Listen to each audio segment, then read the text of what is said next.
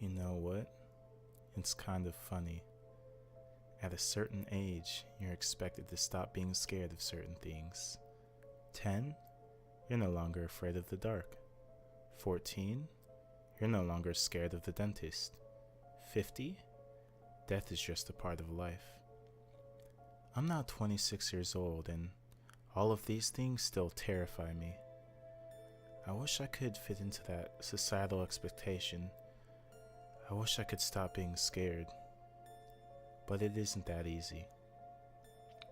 I know why I'm scared of the things I'm scared of. When I was a child, the dentist my parents took me to didn't believe in Novocaine. I spent the majority of my time in that chair in pain. Just the sound of a high-speed drill sends me reeling into an anxiety-ridden memory of bloody gums, sore jaws, and tears. Death is an easy one. I'm scared of leaving things I have left undone and the people I love behind.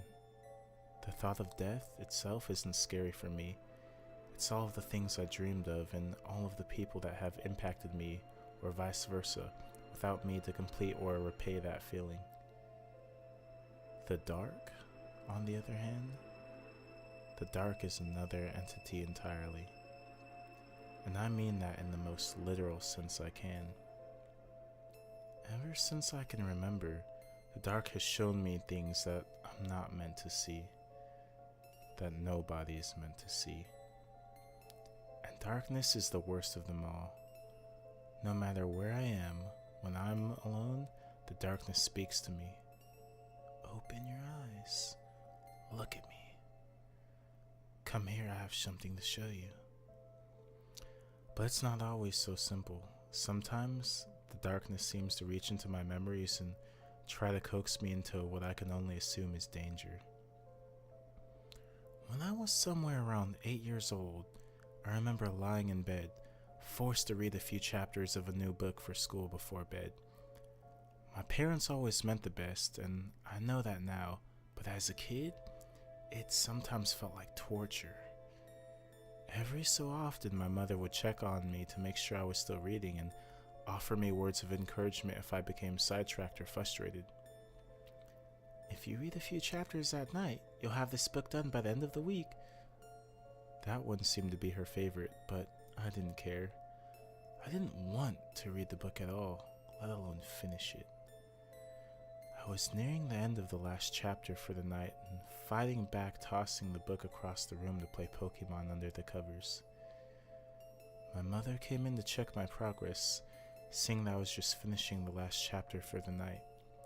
She kissed me on the forehead, told me how proud she was and that her and Dad were going to call it a night. It was getting late after all. Don't stay up too late. Remember, tomorrow you have to help me clean up for your sister's birthday party, so I need you bright and early. I love you. I love you too. I'm just going to finish this and go to sleep. Reading makes me tired. She smiled and headed to bed, mostly closing my door on the way out, knowing that I was scared of the dark. She would leave the hall bathroom light on at night and my door cracked to let some light into my room and ease my fears. But every morning when I woke up, the bathroom light was off. I assumed that at some time in the night, my mother or father uses the bathroom and shuts the light off out of habit. I finished up my chapter and, annoyed, tossed the book on my nightstand, grabbed my Game Boy and the worm light, and booted up Pokemon to play a little before bed. I must have lost track of time and gotten lost in the game, because after making it off of the Seafoam Islands, the hallway went dark. I saved my game, put my Game Boy in the drawer, and rolled over. As I was dozing off, I felt someone sit down next to me on the bed and a hand on my shoulder. I'm proud of you, sweetie. I know how much you would rather be playing games than reading before bed. I made you something to show you just how proud I am. Mom must have thought I was sleeping. This isn't the first time she's talked to me at night. She usually talks about how happy she is that I'm such a good kid and how she loves having my sister and I around. It always made me feel safe and happy before I dozed off. I always slept good those nights. She stood up and I could feel her looking at me, probably smiling while I drifted off. "Come see what I made you," I heard her call softly from down the hall. I rolled over to see my door open and the hallway still dark. "Mom?" I called out. Not loud enough to wake up my sister, but hopefully loud enough for her to hear down the hall. "Down here, honey. Come see what I made you." I got out of bed and leaned my head out into the hallway. I could see the bathroom door wide open a little ways down. It was almost pitch black throughout the hall, but I could see my mother just around the corner towards the living room. Seeing her made me feel safer, and I jogged down the hall, excited to see my surprise. When I rounded the corner, she was knelt in the middle of the living room with her arms open, like she was asking for a hug. "Mom, why are all the lights off? I can't see anything," I asked her with a twinge of fear in my voice. The living room was much larger than the hallway or my bedroom. I felt like I was in more danger in a more wide open, dark space. "It's okay, sweetie. I'm here. Come over here. I have something to show you." She gestured her hands toward herself, welcoming me into her arms. I slowly walked closer to her. I was confused. Why did she feel the need to give me this surprise so late? Why take me out of bed instead of waiting until the morning, and why was it so dark? "Come here, honey. Don't be scared. It's me, Mommy." I stopped a few feet away. Even at 8 years old, I realized how weird this was. I was teased in school for saying Mommy and Daddy instead of Mom and Dad. Kids are harsh like that, and my parents knew how much that word bothered me. "What's wrong? Come here. Let Mommy show you something." I looked down the hallway towards my bedroom. Can we wait until tomorrow? I don't want to be tired getting ready for Allie's party."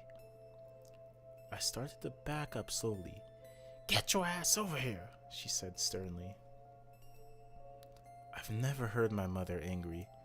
That caught me off guard more than anything.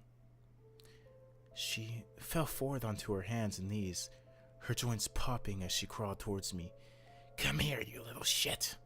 Let Mommy give you your surprise." She crawled towards me faster as I ran to the hall bathroom, screaming. I could hear her hands and feet smacking the floor and her heavy labored breathing in my ear as I flicked on the bathroom light and fell onto the cold tile. The hall fell silent, and the only thing I could hear was the doorknob to my parents' room turning, and my heart was beating wildly in my chest. Both of my parents came torrenting out of their room after hearing me scream. "Baby, what's wrong? What happened?" my mother asked as she scooped me up into her arms. I tried my best to explain myself through my tears, but couldn't get through. Mom carried me to bed and stayed with me until I fell back asleep. Her presence helped me sleep, but the night was full of nightmares. That's why I'm scared of the dark at 26. But why tell you this 18 years later, right? It was so long ago. The thing is that last night, my girlfriend fell asleep before me. I was busy working on editing in Photoshop into the late hours of the night. I shut my laptop and kissed her forehead when I came to a good stopping point and rolled over to shut the light before dozing off. I woke up a little while later to her brushing my hair behind my ear with her fingers. She does this to help me fall asleep at night or when I'm having a tough time emotionally, which has been happening more than usual as of late.